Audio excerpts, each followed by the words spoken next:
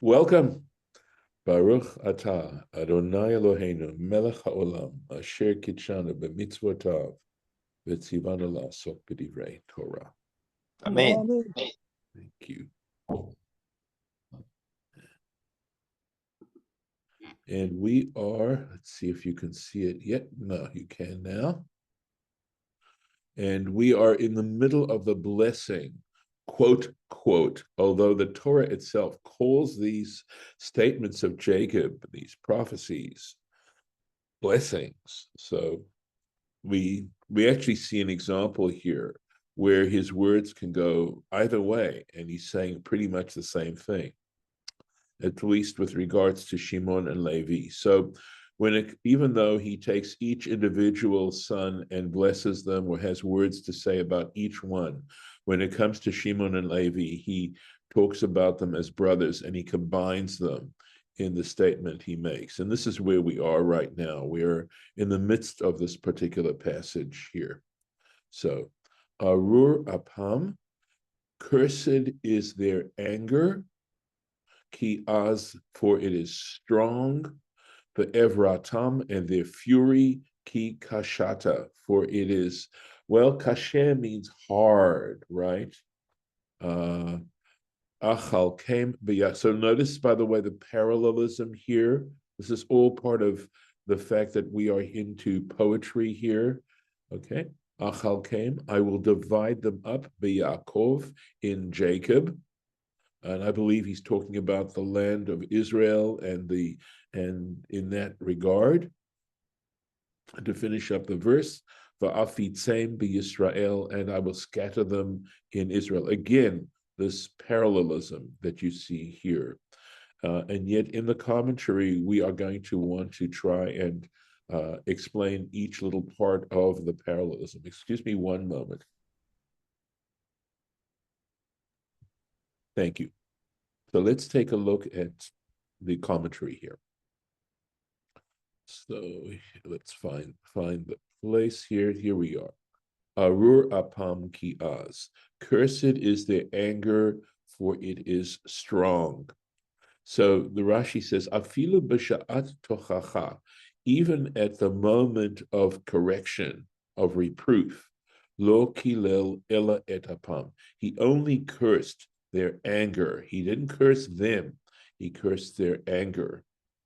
V'zehu shamar Bilam. And we have a reference to this when Bilam, right, in the book of Numbers, said, Ma ekov, what shall I curse? Lo kava el, which God has not cursed. And I'm assuming here el can also mean powerful one. So that, Rabbi, yes. They were defending their sister Diane. Okay, there's defending and there's killing. Okay, and nobody's saying that there might not have been some justification in the fact that they were angry about what had happened, right? And they felt that her honor had been betrayed, but that didn't mean that they simply should take their swords and go and kill off the entire city of Shem. And the other piece also, Harlan, is in these situations, it doesn't justify wholesale killing. When a crime has been committed, what do? You have to prosecute the crime, and you have to go after it and discuss, all the circumstances, and you have to have witnesses, etc. There's a judicial process that is necessary if you're going to take severe action. So it's still, they reacted emotionally. It seems to be, Jacob is commenting. It's not the behavior wasn't justified. It was perhaps understandable, but that doesn't necessarily justify the process. So anyway, back to what Bilam was saying, that possibly it just occurred to me that when Bilam said lo kava el, even though in that context it means God, here it might be understood as the mighty one, referring to Jacob.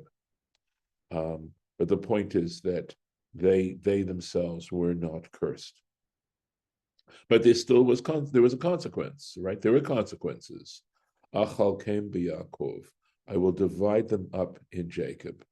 Afridem. I will separate zeh mizeh, the one from the other. In other words, Levi from Shimon. All right. Shelo yehe Levi b'minyan hashvatim. That the consequence was that Levi was not counted amongst the other tribes. And you've already seen that in the book of Numbers, how Levi was separated in its numbers. V'harei chalukim, and in this way they will be divided. Shimon and Levi will no longer be together. Davar acher, another interpretation. Ein lecha aniyim v'sofrim. You do not have, this is put negatively, but basically what it's saying is that you, even though it's rhetorical, that you have poor people, v'sofrim, scribes umelamdei tinokot. This would be teachers of very young children. Ela mishimon. They all came from the tribe of Shimon. So Shimon was known as being this tribe of people who were scribes and also elementary teachers. And they were poor. Okay, they didn't make great salaries. I guess there's a tradition somehow out there. Kedei sheyehu nifutzim. And the consequence was that they had to wander around in order to eke out a livelihood. So that's how this particular, again, statement of Jacob's was actually implemented. V'shivtosha Levi, and as to the tribe of Levi, and by the way, I do need to go back and say that being a sofer and a melamed tinok is not a bad thing. Okay, it's not dishonorable. It's actually extremely honorable. It's just that you don't make much of a salary based on these kinds of positions, right? But the point is that they had to go around in order to make a livelihood. And this is specifically here where they didn't have necessarily schools organized in the way that we do now. V'shivto Levi, and as to the tribe of Levi, As'u Mechazer, he had to go around. So the Levites had to go around al hagronot. They had to go around to the granaries, to the threshing floors, letrumot, in order to pick up their gifts. Ulama'asrot, you know what a truma is? We've discussed that before. The truma was a specific part of tithing that went to the priests, ulama'asrot, and tithes, and the Levites did in fact receive the tithes, but they had to go and request it. They had to go to the various farmers and see about receiving it. So that again is sort of scattering them around Israel. And of course, we know that they only got cities, Levitical cities, and so they didn't have large fields in which to plant grain or trees or orchards, etc. Okay. However, L'trumot u'lemasrot natan lo tfutzato. So he's saying that when it came to his saying that Jacob said to him, you're going to be scattered around, you're going to afit same, right? You're going to have to scatter around derech tal kavod. This, however, was extremely honorable that they were given this particular gift of the tithes, etc. So we see a distinction between Shimon and Levi, that Levi was given a high level, actually, a great honor in being separated from the rest of the tribes. On the other hand, Shimon had negative consequences, more negative consequences than Levi. But what's also interesting is that, you know, from this curse, quote, quote, that Jacob gives them, nevertheless, the tribe of Levi actually gained honor. And that is, of course, because they were loyal to God when the rest of the Israelites were worshiping the golden calf. And so they were given this particular honor, which I think the takeaway is that, you know, you have to see, do you want to, when you're in a negative situation like this, is it possible to redeem yourself? And I think Levi essentially did redeem themselves. Going on. So this is a note. This is a note. It's obviously it's not in the Torah. It says Baruch Amud. This is at the top of a column. Ebe Yud. Okay. So this is there are 6 columns in the Torah that have most columns in the Torah, or should I say every column in the Torah starts with a letter Vav. However, there are 6 columns that start with another letter and not the letter Vav.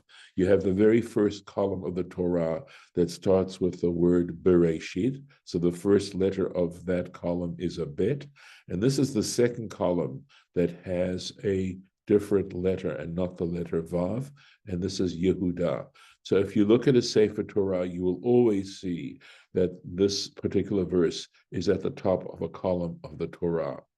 And there's here are other the other letters that begin columns, except of course every column begins with the letter Vav. Okay. So, and there's a verse that says Biyah Shmo, through Hashem, his name. The whole verse goes Tzur Olamim, I believe it's from Psalms, who founded the rock of the universe. So that buried within the Torah itself, in the way it's set up, is the idea that God is the rock of the universe, and that the Torah, in expressing the divine relationship to the universe, is also, in a way, right, an expression of this, the way in which God is rock of the universe. So why doesn't it say Sur Olam? Oh, because there aren't additional. This is just the 6 letters. It's just No. Oh, Olamim? You said Sur Right. Olamim. Good. Okay, thanks. I misunderstood your question, Lauren. I think that's because there's both the physical universe and the spiritual universe. That would be my attempt to answer your question. Just like Chaim is plural, okay, and the idea that there is actually an afterlife as well. And so I think that's why it's Olamim, and not just in the singular. In other words, it also has to do with the fact that the universe, in this sense, is infinite, or to try and express the infinity of the universe. That's at least how I would understand it without, doing further research into it. Yehuda, Judah. And so notice he is saying to Judah, he's addressing Judah, Ata yoducha achecha. Your brothers will acknowledge you. So here he is. This is a little bit different when he's talking about Reuven, although I think with Reuven, he's also addressing Reuven. We can go all the way back to there. Let's see here. Let's see. Yeah, so he also is addressing Reuven here. And then, of course, that's where he's just starting. And then here he talks about Shimon and Levi are brothers. So they're not being addressed necessarily directly. He's speaking about them, third person, and now he goes back to the second person to addressing Yehuda. And let's take a look at the Rashi. Yehuda, Judah, Ata yoducha achicha. That's of course the verse. Your brothers will acknowledge. And Rashi explains why this moves back to the second person. That's what Rashi's trying to address here, is that since Shimon and Levi were when the third person, why is he going back? Why is Jacob going back, or the text going back to second person? Lefi shehochiach et harishonim. The reason is that he had corrected the first 3, the kantorim, with chiding words. And clearly they're listening to this and it's not sounding like it's real complimentary, right? Judah began to move backwards. He began to turn backwards. And there's a little explanation here. Why? Shelo yochichenu al maaseh Tamar. He was worried that Jacob was going to correct him, since clearly up to this point, Jacob had been bringing up past misdeeds. He was concerned that he would correct him regarding the incident with Tamar. Ukra'o Yaakov. And so Jacob called out to him, B'divrei ratzoi, in an appeasing, with words of appeasement. Yehuda, Judah, lo ata kamotam. Judah, you are not like them. And this is from Bereshit Rabbah. Yadcha ba'orech oivecha. So this is let's see here. Let's make sure. Yeah. I don't know if I translated that. I don't know that I did. I Right? don't think you finished the verse. Right. Thanks. Your hand is on the nape of your enemies. So control, right? Yishtachavu lacha b'nei avicha. The sons of your father will bow down to you, will prostrate themselves to you. So, so your hand is on the nape of your enemies. And Rashi's saying, Bimei David, that Jacob was making reference, he's prophesying regarding the days of David. And because we find in the second book of Samuel, which is where we find the stories of David's life as a king, chapter 22, for Oivai Tachat Li Orech. There's a song of victory that David has composed that's there, and it says, my enemies will give their napes, their back of their necks to me. In other words, I have control over them. So they turn their backs to me, and now my hand, they can't, which makes them less effective in trying to hurt me, and I can control them.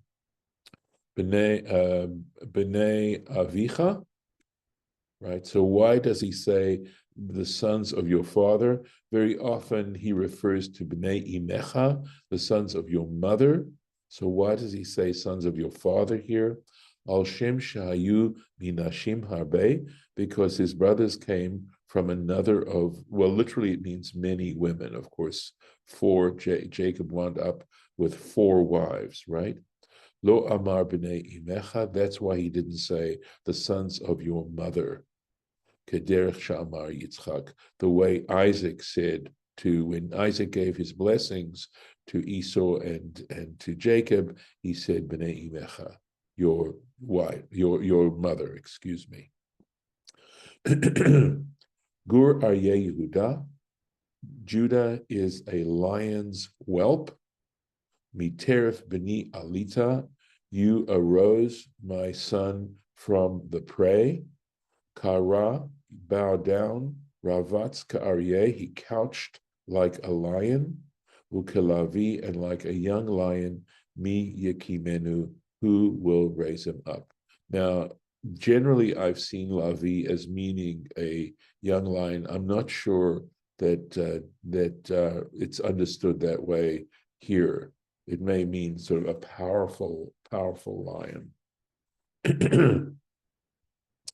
So Gur Aryeh. So why is he referring to Judah as this lion's whelp? Al David Nitnabe. Okay, and this was again a prophecy regarding King David. But Chila Gur, because at the beginning he was young. When he was a young, powerful young man. Beheyot Shaul Melech Alav. King Saul was the king over him. Ata Hamotzi v'Hamevi et Yisrael, and under King Saul, he brought out and brought in the Israel, meaning in control of the troops. Okay, so he was a general for King Saul.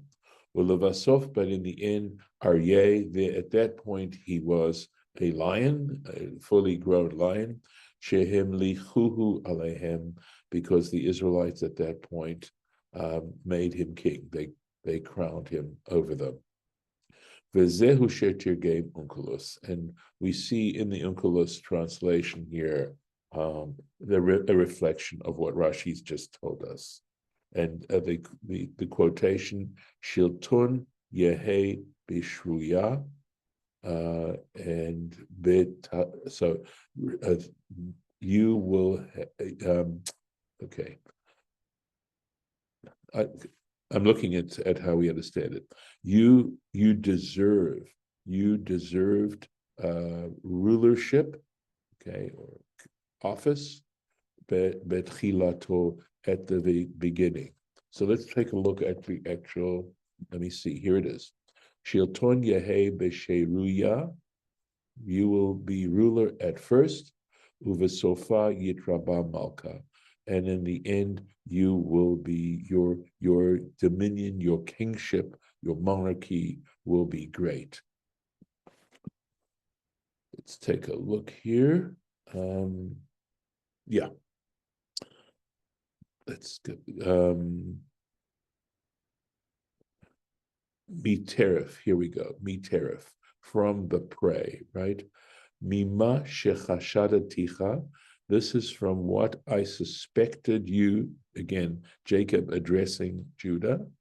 Bitarof, because he uses, look at this sort of literary analysis here going on, because Jacob was told by the brothers, Tarof Toraf Yosef.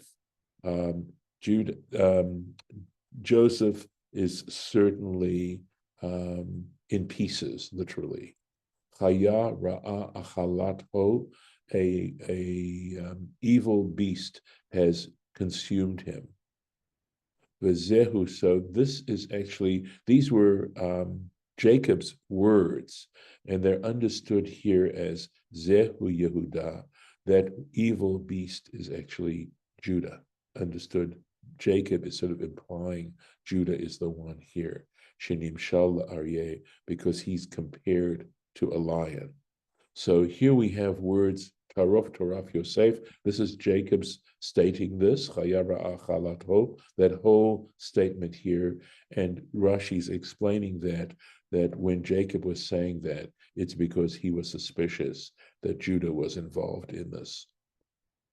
B'ni Alita, my son, you have come up. Salakta et atzmacha, you removed yourself. Amarta ma betzad. So remember, the brothers had wanted to kill Joseph, and Judah was the one who changed their minds, who disagreed with that decision, and argued with them that they should sell Joseph instead. V'chein b'harigat Tamar, and likewise, when they were ready to kill Tamar, remember in that story, Shehodeh, that he confessed. Judah admitted, Tzadka mimeni. He said publicly, she is more righteous than I am. And of course, they let her go. And the story is that ultimately she became his wife. But anyway, the fact that he was able to admit what he'd done wrong, and he's ready to do it in public, rather than have her killed at that particular point. And for this reason, because he shows such strength of character, right? Kara, Ravatz, etc. He bows down, kneels down. He couches like a lion, and he explains. Rashi explains, Bimei Shlomo. This would have been during the days of King Solomon, because in Kings 1, that's this reference here, chapter 5, Ish tachat gafno.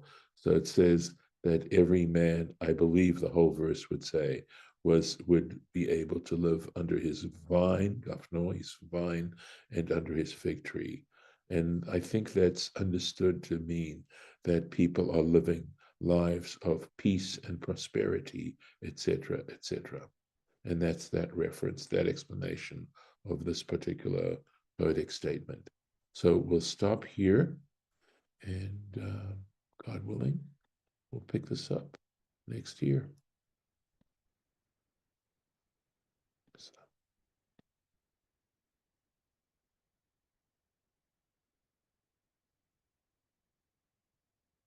Oh, sorry, stop the share. Okay. So as I said, this is thick material. It's dense, and again, we're into the forest here, and the question, of course, becomes how do we sort of look at this from an overview perspective? We do have the parallel when Moses blesses the tribes at the end, right at the end of Deuteronomy. There's that parallel. And I would say superficially, it's saying that there is accountability for one's life. That's essentially, I think, the major takeaway that you see from reading this. Hi, Lee. So any other comments before yeah, David. Have to get off mute. So earlier on we talk about, God as the rock of the universe. So that was a point in one of the passages. I guess maybe we've gone over this before, but what is the or multiple meanings of the rock? Why a rock? Why chosen as a rock? And what significance or multiple maybe multiple significance does that really have? So that was my question. Yeah. Okay, so let me first of all clarify. That is not in the text, right? It's implied. It's simply the fact that you have these 6 letters that are the beginnings of columns of the Torah. Okay, so it's not that verse is stated in the book of Psalms. It's not in the Torah itself, but that's just aside, just to clarify that even though we saw it in the text there, it's like an editorial little mark there. It's like a Masoretic comment. Okay, as far as the main question, which is, what's understood by rock. So you think about a rock. A rock is solid, right? It is something you could stand on. You're crossing a stream, you're crossing a river, and very often you have rocks on which you can cross the river safely on. And I think the idea is that God is a refuge, safety for us, that God can be relied on. And I think and also the idea of foundation, all those sorts of things are sort of bound up in describing God as rock of the universe. In other words, if you ask yourself, what can you really rely on? You can't rely on other human beings. Human beings come and go. Human beings are emotional. Human beings are changeable. Almost everything in the world, if not everything in the world. We even have earthquakes, right? Yeah. But when it comes to God, that is our ultimate source of security. So I think if I were to take one word, I would say security. Yeah, that makes sense. I was thinking foundation. I was also thinking immovable. You can't move. It's very hard sometimes to move a rock. So it provides. Yeah. So okay, that helps. Thank you very much. Right, that you can rely on God. That it's And I not. think in Isaiah it says enduring, but enduring can imply all of the above or all of the below. Yes. No, Lauren, I think that's another word that you can absolutely associate with rock, for sure. Well, Shabbat Shalom, and keep safe. And in some cases, dry, if you can. All right.